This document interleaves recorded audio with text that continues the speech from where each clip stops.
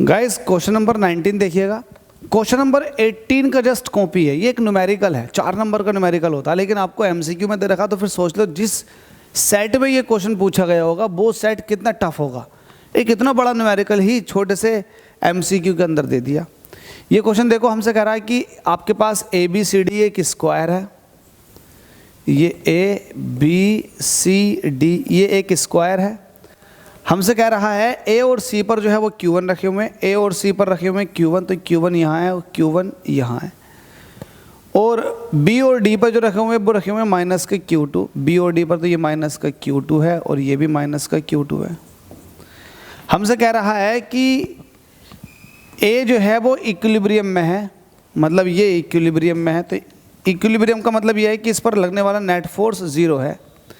ये है इक्विलिब्रियम का मतलब इस पर लगने वाला नेट फोर्स 0 है। तो हमसे कह रहा है कि बताओ Q1 और Q2 का रेशो क्या होगा। तो इस तरह का क्वेश्चन सॉल्व कराया। तो इसके लिए आपको क्या करना है, इसके द्वारा यहाँ पर लगने वाला फोर्स आप देखेंगे अट्रैक्शन फोर्स होगा। ये इसको अट्रैक्ट करेगा और ये वाला इसको अट्रैक्ट करेगा। अब चूंकि ये Q1 Q2 है, ये भी Q1 Q2 है, तो फोर्सेस का मैग्नीट्यूड सेम होगा क्योंकि डिस्टेंस भी सेम दे रखी हैं। तो ये भी फोर्स F है, ये भी फोर्स F है। अच्छा, ये जो है इसको रिपल्शन लगाएगा, रिपेल करेगा। तो पहली बात तो इन दोनों का जो रिजल्टेंट होगा वो कहीं ना कहीं ऐसे होगा। होगा या नहीं होगा? बिल्कुल होगा। मान लेते हैं, अब देखो ये भी F है, ये भी F है, तो रिजल्टेंट हो जाएगा F√2। ये तो मैंने आपको सिखाई रखा, F√2।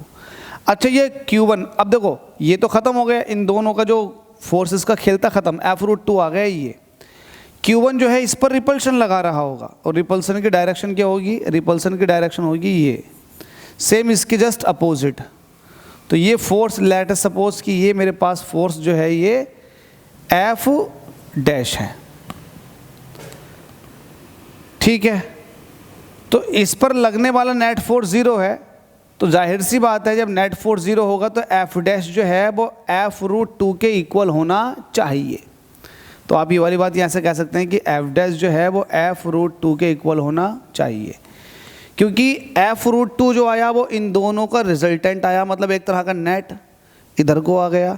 इन दोनों के फोर्सेस का काम आपने कर दिया। अब ये जो है इस पर लगा रहा होगा अपोजिट डायरेक्शन ऑफ फोर्स, क्योंकि ये भी पॉजिटिव ये भी पॉजिटिव, तो इसका जो फोर्स आया होगा वो ऊपर को। अब इन दोनों का सम्मेशन वो 0 होना चाहिए।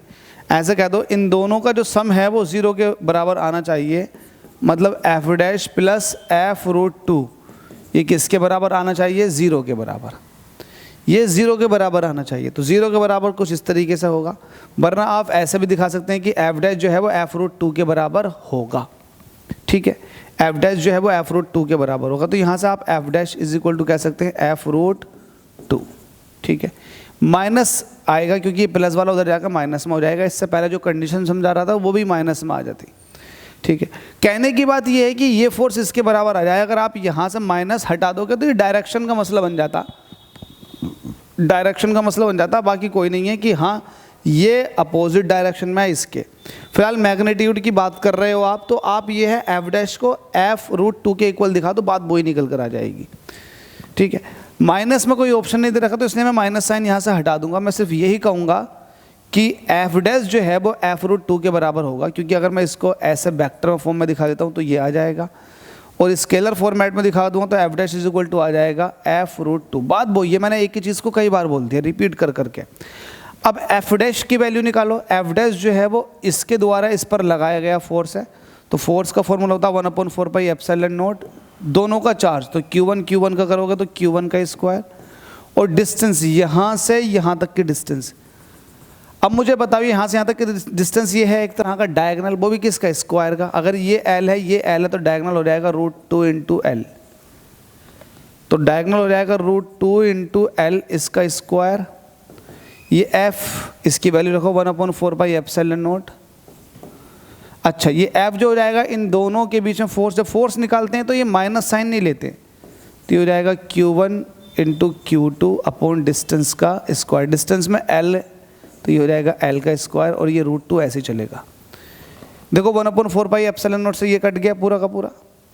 एक Q1 जो है स्क्वायर को काट देगा, ठीक है। इसको आप और सही करके लिखो तो ये हो जाएगा Q1, और ये हो जाएगा 2 l square is equal to ये हो जाएगा √2Q2 और नीचे हो जाएगा एल स्क्वायर। तो एल स्क्वायर से एल स्क्वायर ये भी ख़त्म।